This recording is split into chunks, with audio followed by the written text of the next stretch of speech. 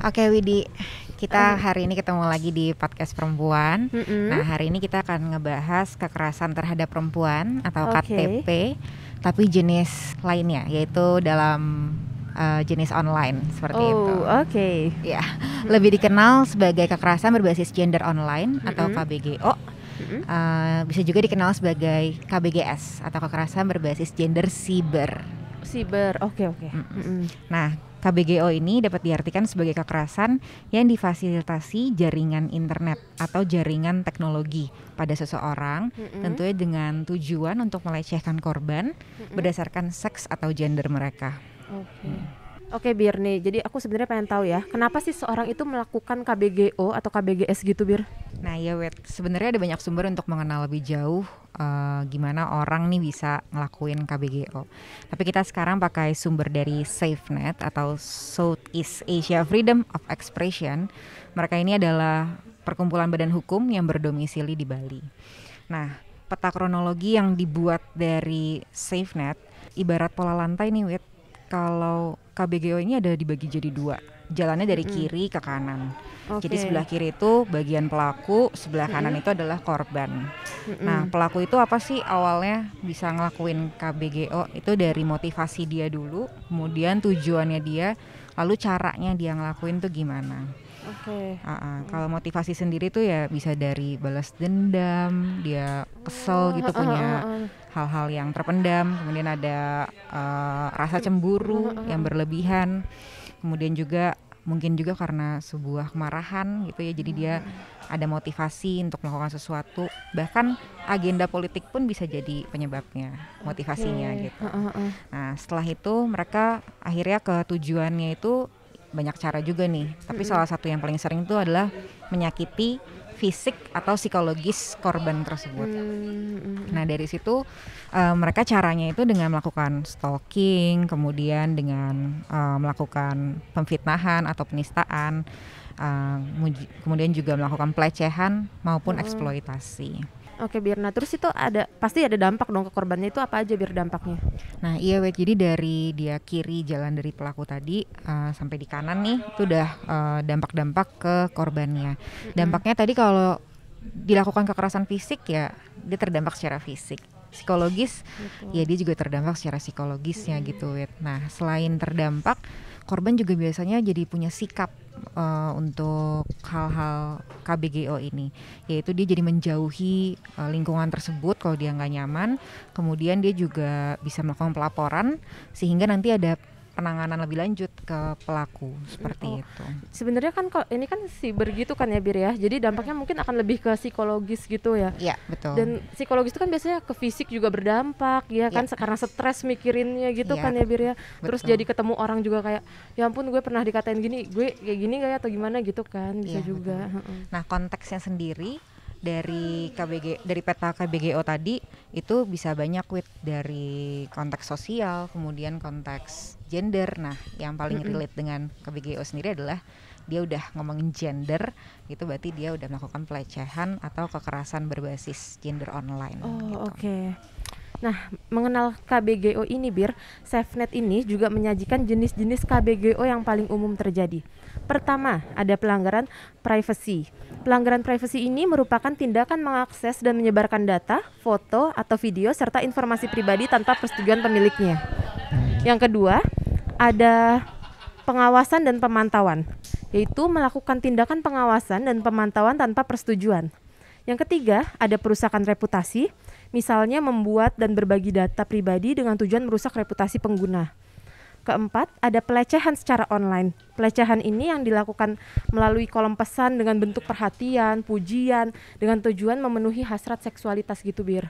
Nah, terus yang kelima, ada ancaman dan kekerasan langsung, yaitu langsung merupakan pemerasan seksual dan mengakibatkan serangan fisik. Seperti yang tadi Birgit bilang kan, ada serangan fisik juga. Lalu yang terakhir ada serangan yang ditargetkan, yaitu tindakan meretas media sosial atau organisasi dengan niat jahat. Nah, ini tren KBGO selama pandemi ya, Wit, ya. Jadi kita udah COVID-19 mau 2 tahun, kita udah harus melakukan pembatasan kegiatan sosial, jadi kita harus di rumah aja. Tapi jadi justru ningkatin kegiatan-kegiatan di online gitu, aktivitas online.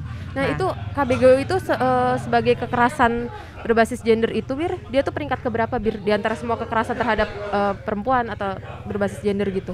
Nah itu dia Wit, karena aktivitas online kita meningkat di Indonesia sendiri, dari lembaga Bantuan Hukum Asosiasi Perempuan Indonesia untuk Keadilan atau LBH APIK itu juga memantau bahwa KBGO tuh terjadi paling tinggi nomor 2 Wit gitu. Gede juga ya Bir ya? Iya, Oh my setelah God, nomor KDRT. Jadi mungkin karena di rumah kan orang-orang mungkin jadi punya kesempatan lebih banyak untuk melakukan cekcok di rumah, bener-bener. KDRT, tapi nomor 2-nya itu dari KBGO online. Oke, wow. Ya nggak heran ya Wit, karena kan tadi ini kita situasi pandemi, semua harus versi online, dan dari aspek gender sendiri yang paling rentan untuk jadi korban kalau udah online tuh pasti perempuan. Iya. Karena dia memainnya ke fisik, ke hal-hal betul. yang berbau seksual seperti itu. Betul. Dan selain berdampak bagi perempuan, KBGO sendiri ini juga sangat berdampak bagi orang muda Wit. Ya karena anak muda Iya benar. juga sebagai pengguna internet yang paling besar saat ini gitu. Oh my God, iya. Jadi anak orang muda itu bisa jadi korban dan juga pelaku. Bisa jadi Wit, makanya ini harus dipantau terus. Bahkan kalau ada instansi pelaporan seperti yang tadi LBH APIK itu bagus banget sih. Jadi baik itu korban dan pelaku bisa mendapatkan penanganan yang sama-sama intensif. Jadi bagi orang muda tolong pintar-pintarlah ya berinternet ya. Oke, lanjut. Jadi Bir, ada tren KBGO selama pandemi nih Bir. Bukan, tadi kan Birgit udah jelasin yang di Indonesia. Nah ini juga tren KBGO itu juga ada di negara-negara lain. Salah satunya di Nepal. Di Nepal ini, dokumentasi Women Rehabilitation Center atau WOREC, kejahatan pada perempuan di dunia maya tahun 2020 tercatat 10 kasus. Selama pandemi, kasus paling tinggi terjadi adalah KDRT dan disusul kasus pemerkosaan. Berarti KDRT sama ya Wit, sama di Indonesia tadi. Jadi yang paling tinggi itu KDRT, tapi yang kedua memang pemerkosaan, bukan si KBGO itu. Nah untungnya di Nepal KBGO nggak lebih tinggi ya Wit ya. Iya betul, lebih tinggi di Indonesia ya sayangnya gitu. Selain Nepal nih Bir, UN Women mengatakan di 3 negara lain juga perempuan yang memiliki akses internet lebih banyak mengalami kekerasan online. Nah, pelecehan online meningkat 700% di Pennsylvania. Di situ pelecehan online untuk periode 1 sampai 20 April 2020 dibanding dengan periode yang sama pada tahun 2019 itu meningkatnya 700%. Cuman tanggal 1 sampai 20 April. 20 hari aja Bir, itu meningkatnya tinggi banget kan. Terus di Australia juga ada penyalahgunaan online dan bullying meningkat di bulan Maret 2020 sebesar 50%. Lalu di Inggris Raya, lalu lintas saluran bantuan untuk perempuan dewasa yang mengalami penyalahgunaan gambar intim digandakan. Begitu Bir. Berarti tingkat kekerasan online ini besar banget ya Wit tadi yang di... Iya betul Bir. Dan seperti pandemi tidak hanya di Indonesia tapi juga di berbagai negara ya, seperti yang tadi udah disampaikan. Oke, ya jadi ada banyak juga ya Wit ya contoh-contohnya nih, kita sekarang mau bedah beberapa. Yang pertama, kalau di pelanggaran privasi itu ada mengunggah foto tanpa izin Wit. Aku mau ngasih contoh, waktu itu ada kejadian fetish. Iya itu lagi, iya betul. Nah itu salah satu menurut aku yang orang tuh nggak bisa menyalahgunakan fetishnya itu sih. Ya kita memang setiap orang kan mungkin punya fetish ya. Iya berbeda-beda, kita nggak tahu juga ya Wit ya. Tapi kalau dia sudah punya fetish tersebut dan dia sebarluaskan, itu menjadi sebuah pelanggaran atau disebarluaskan dan merugikan orang lain lah ya. Iya, tanpa perizinan juga. Betul. Dia sudah masuk sebuah pelanggaran privasi seperti itu. Oke Bir, lalu apa lagi nih Bir? Nah ini juga contoh-contohnya Wit. Kamu bisa lihat juga. Nyebelin banget ya, asli. Diet aja sendiri, ngapain nyuruh-nyuruh orang diet coba. Iya sih Wit, jadi memang si pelecehan secara online ini bisa berdampak banget. Fisik dan juga psikologis dulu ya pertama, baru fisik ke korbannya. Jadi beberapa yang... Jadi apa nih Bir, kan udah berdampak ke psikologis, ke fisiknya juga, itu apa yang bisa kita lakukan nih Bir? Ya pertama paling kita juga harus pandai-pandai sih Wit ya dalam bersosial media. Kita harus membuat pengaturan privasi yang lebih baik dalam di sosmed ya. Iya, jadi kita nggak bisa tuh yang sembarangan buka akun Oh, untuk iya. siapa Tapi saja nanti dan followersnya dikit. Kayak begini-gini followersnya dikit.